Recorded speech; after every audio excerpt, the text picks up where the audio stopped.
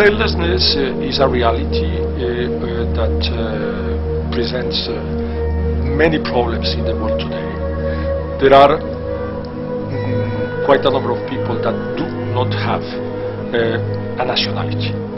I'm a South African, but I'm not recognized in South Africa. I told them I know my roots, but they said, where are my roots? So I couldn't explain to them. Do not have this link with the state, with the country where they were born, with the country where they are living. If a police comes across me and say, hey man, can you show me your identities? If I show them this, they say, we don't know this.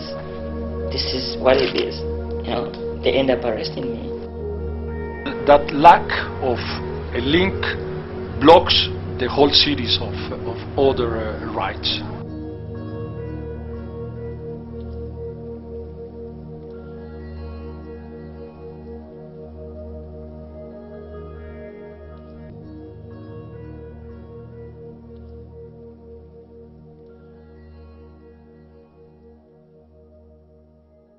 Lawyers for Human Rights started up a statelessness project in March of 2011, and the reason we started up the statelessness project was that we started to identify significant numbers of people who've been unable to access nationality documents from their countries of origin. This was primarily around the Zimbabwe documentation process, which was run in late 2010 by the Department of Home Affairs in order to regularize the status of Zimbabwean nationals living in South Africa. The Zimbabwean immigration laws state that you may only hold Zimbabwean nationality.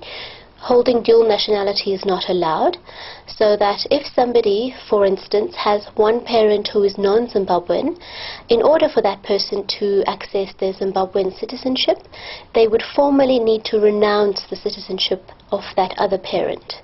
Even if they have never held that citizenship, they would need to go to the embassy of that foreign country and formally renounce that citizenship before they would be able to claim Zimbabwean citizenship. The problem in the Zimbabwean context is that they interpret the prohibition to mean not only that someone is prohibited from actually holding a second citizenship, they're prohibited even if there's a suspicion that they may have a claim to a foreign citizenship. The second real problem that there is with the prohibition on dual citizenship in Zimbabwe is that when it was implemented in 2001, there was a 6-month time period placed on this prohibition. And anyone who didn't comply with the law in that 6-month time period, meaning anyone who didn't go to their consular authority of the second citizenship they may have a claim to and renounce that second citizenship, automatically lost their citizenship. So anyone who is born to a foreign parent in Zimbabwe who didn't renounce their claim to a second citizenship within that 6-month period is now stateless.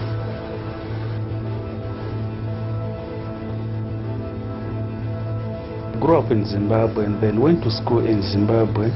During this Zimbabwe documentation program, my employer actually felt that we must have some passports, all the workers that were working for him. When I went there and talked to the Zimbabwean Home Affairs officials, they told me, okay, can we have a look at your birth certificate? When I showed them my long birth certificate, they said, no, we're sorry, you are not a Zimbabwean citizen. The law changed in 2001. So you lost your citizenship. My father was from Zambia and my mother was a Malawian. So that affected me.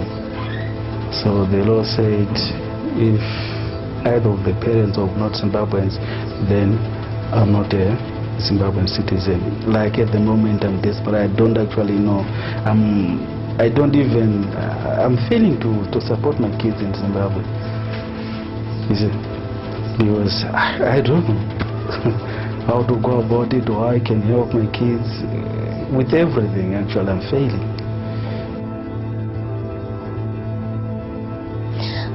looking at Zimbabwean children, in order for a Zimbabwean child to apply for any kind of document, they need to be assisted by a parent or guardian.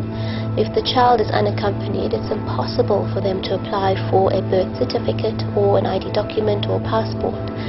And if they are in South Africa for a number of years without the assistance of a parent or a guardian, they're unable to prove their citizenship.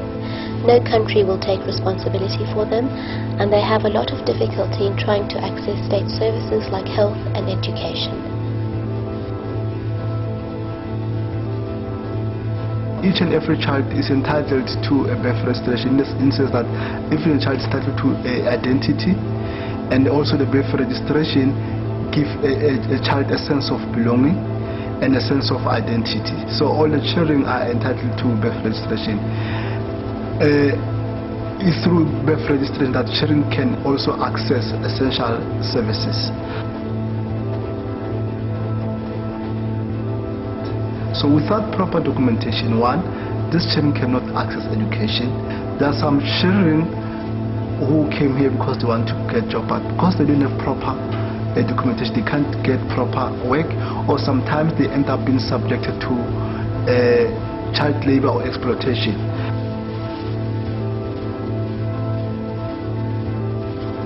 Takes their sense of belonging, it reduces their self-esteem, and as a result they end up being traumatized, depressed, and opt for other things that are not healthy for them to earn income.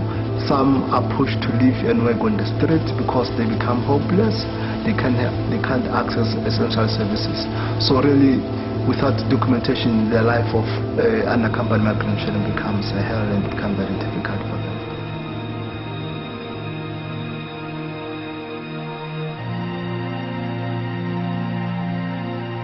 I gave away in 2006. I'm sleeping inside here with another guy. I don't know because my mother didn't take me to. Because my mother didn't take me to the birth certificate, and my mother and my father didn't. They didn't want to take me to the birth certificate.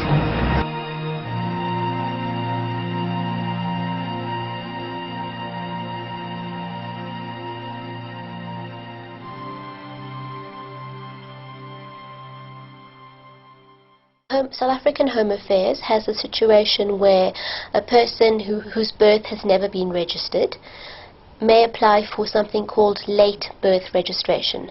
So even if you are in your 20s or 30s or even 50s, you may still apply to have your birth registered, and you can obtain a birth certificate. The birth certificate is the founding document to any kind of proof of nationality, and this is true for any country. Without a birth certificate, you're unable to prove who you are and what your nationality is, and that is an essential document for any person. We're at the women's shelter in Messina now. There are a lot of children here that don't have any birth record or any documentation, or are born to undocumented mothers. A lot of them live trans-border lives, and there's a lot of unregulated migration that goes on between Messina, so this region of South Africa, and Zimbabwe, because we're about 18 kilometers from the border, so people can walk across or swim through the river, and they don't necessarily get papers to regularize their stay here, and they don't register the birth of the children that get born here. So a lot of the children here are at huge risk of statelessness, which is why it's one of my focus points here in Messina for our work in the reduction of statelessness. The women are coming with the children in the shelter. They are different in numbers. Another day it's 100 and something, another day it's 60, 70, 80. They are coming when they are still pregnant. Then they attend the clinic until they give birth. After birth, they come at the shelter. Until the babies grow of 4 months or 5 months, then they go to the pubs.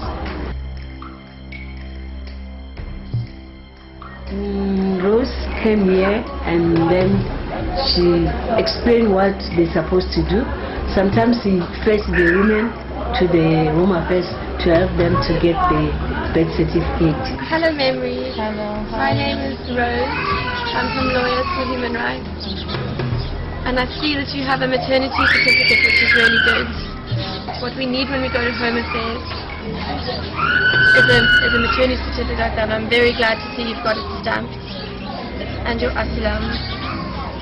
So what we're going to do now is go to the local Department of Home Affairs. We're going to get a handwritten birth certificate for you for your child. Okay.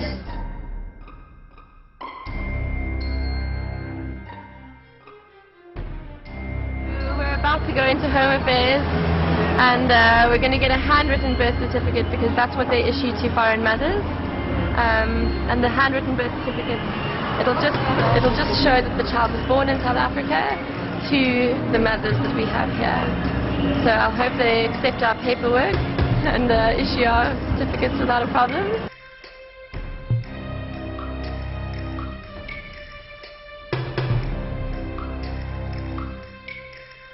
The problem with the right to birth registration in South Africa is that unfortunately the Department of Home Affairs does not uniformly implement the right to birth registration when it comes to children of foreign parents. South Africa and other African nations can prevent statelessness. And one way to prevent statelessness is by universal birth registration. Birth registration is the state's acknowledgement of a child's legal existence. And what it does is it pins the child's identity not only to their name and their parents, but it pins them to a birthplace. If South Africa, in collaboration with other SADC or even other African countries, could come up with a situation of universal birth registration, this would go a very long way to protect individuals from statelessness.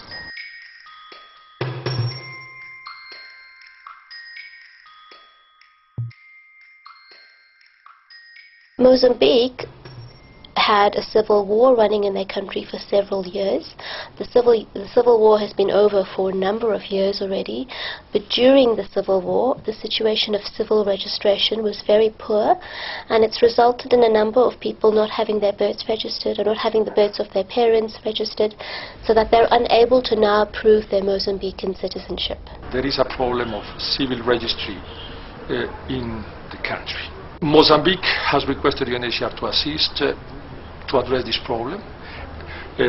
We came clearly together to the conclusion that there was quite a lot of the fact of the statelessness, and there is a number of persons of Mozambican background that could be at risk of de jure statelessness.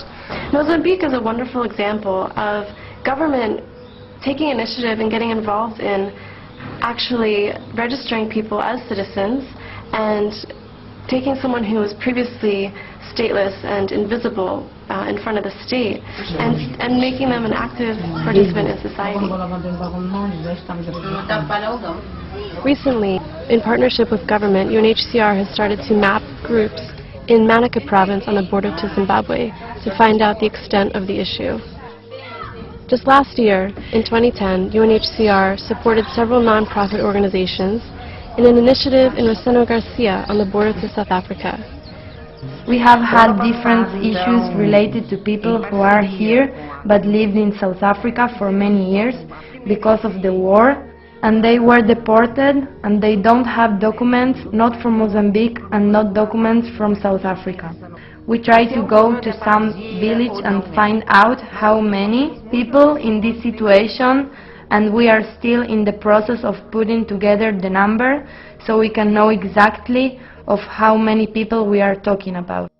I was born in Zimbabwe. My parents are from here in Manica. That is why it was difficult for me to get the birth certificate. My parents died when I was very young, and that's why it took me so long for me to get the ID. We have people who are over 40 or 50 years who have not had any documents in their lives. People who have been to South Africa and who have been to other parts but without documents. So one of the reasons why our project exists is exactly to help these people getting their documents. And we even get people who are 70 years old who have not had any documentation, and we have helped about 300 people with the government support. I feel great, I feel happy because I didn't have a birth certificate, and the project helped me to have the birth certificate, and I now have the birth certificate. I have the birth certificate now, but my struggle is to get the ID, because if I have an ID, it's easy for me to improve my life. One reason the Mozambican example is good for other countries is there's always a question of, well, how can we just go register people who have no proof of who they are? How do we believe them? And in Mozambique, they have used a system of witnesses to vouch for a person's background and history, and to help the government feel more confident that they actually are citizens. Mostly we get witnesses. People in a certain community will know that this or such person was born here, lives here. It's about 40 years or 50 years, and they don't have any documentation, so we get these witnesses from the communities to the government authorities, and from there they are given the birth certificates or documentation. There's an expression of happiness, an expression of gratitude, an expression where people feel like they have a certain value in society. Not just in terms of money, but in terms of values. The person will know that at least now I am somebody. I can die in peace and be recognized by the local authorities. South Africa has been receiving the largest numbers of new asylum seekers of any country in the world for about 3 years running. And most of these asylum seekers enter through an irregular way. The situation of mixed migration means that people enter irregularly and they remain in an irregular fashion without regularizing their immigration status. The state is unaware of how many people are actually in the country. The state is unable to plan around these numbers so that there aren't adequate health, social services, educational services provided for this particular group. And as a result, many of these people fall through the cracks without being able to access essential services. Because with South Africa, it is always taking like indefinite time for it to be solved. And that means the more time I waste, the more my future is going to be distorted. Because the time I've already wasted will never come back. I can look for a job, I can go to school. Nothing I can do, absolutely. It looks like I'm useless.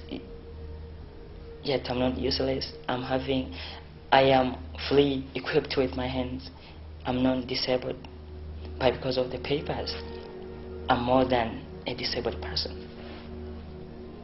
It's not really something that people are aware of, how deeply traumatized an individual can become by not having this kind of nationality and recognition by a state. Citizenship is the core right that leads on to other rights. Essentially, you have become an invisible person with no rights and no ability to try to access those rights. It's the defining right of an individual, and it defines what other rights you are entitled to. So if somebody does not have citizenship or an identity, they are essentially without rights and without the protection of a state.